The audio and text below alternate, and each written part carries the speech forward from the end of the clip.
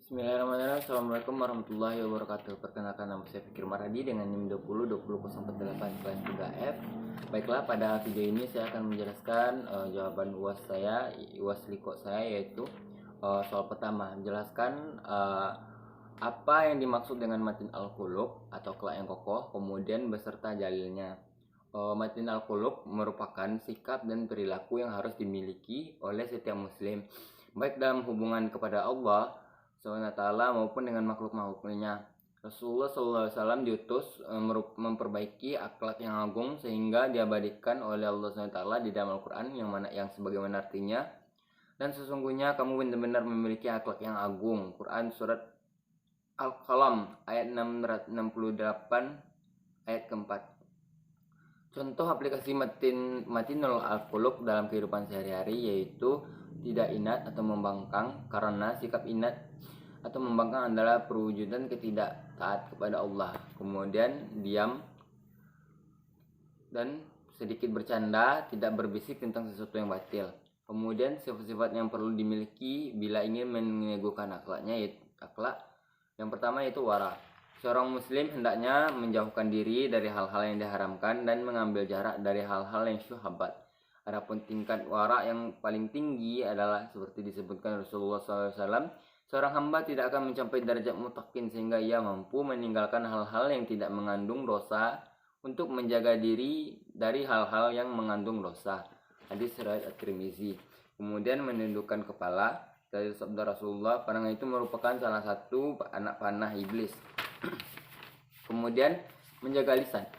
Bahaya lidah sangat berbahaya. Rasulullah SAW ditanya tentang sesuatu yang paling banyak memasukkan orang ke dalam surga.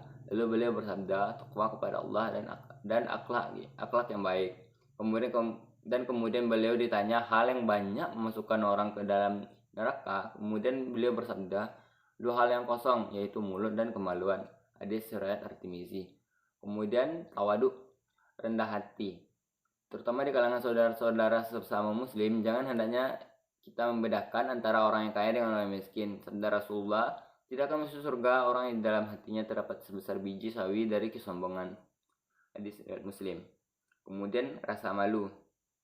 Seorang muslim harus memiliki sifat malu dan kehilangan keberanian dalam kebenaran. Di antara sifat malu itu adalah tidak mencampuri urusan orang lain, menundukkan pandangan, rendah hati, tidak meninggikan suara, qanaah, dan lain sebagainya. Kemudian lemah lembut. Soal kedua yaitu contoh akhlak kepada manusia dan akhlak kepada Allah SWT. Akhlak merupakan salah satu ajaran pokok agama Islam yang harus dipegang oleh setiap muslim. Menurut Abdullah bin Umar, orang yang paling dekat dan dicintai Rasulullah SAW pada hari kiamat adalah orang yang paling baik akhlaknya. Kemudian pengertian akhlak. Kata akhlak secara bahasa diartikan dengan budi pekerti, perangai, tingkah laku atau tabiat tata krama, sopan santun, adab dan tindakan. Sedangkan secara istilah merupakan tingkah laku atau sikap seseorang yang sudah menjadi kebiasaan setiap individu, dan kebiasaan tersebut dapat dilihat dalam kehidupan sehari-harinya. Kemudian akhlak yang baik kepada Allah adalah ridho terhadap hukumnya, baik secara syar'i maupun secara takdir, menerima hal tersebut dengan lapang dada dan tidak mengeluh. Akhlak kepada Allah SWT dapat diartikan sebagai sikap atau perbuatan yang seharusnya dilakukan oleh manusia sebagai makhluk kepada Allah sebagai khalik. Contoh, melakukan segala perintah Allah dengan ikhlas dan memohon ridho seperti sholat. Kemudian akhlak kepada manusia. Akhlak yang baik kepada makhluk adalah sebagaimana ucapan sebagian ulama, menahan diri untuk tidak mengganggu, menyakiti, suka memberi dan bermuka manis. Contohnya husnuzon, tasamur, dan ta'awun. Kemudian soal yang ketiga yaitu konsep hukum pacaran dalam pandangan Islam.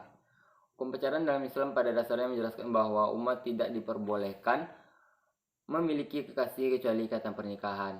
Tidak ada toleransi pacaran karena dengan hubungan pacaran tersebut akan membuka jalan untuk melakukan perzinahan. Sedangkan kita sebagai seorang muslim harus menjauhi segala bentuk kebatilan, dan pacaran akan membuka pintu tersebut. Baik, itulah jawaban dari Ananda. Assalamualaikum warahmatullahi wabarakatuh.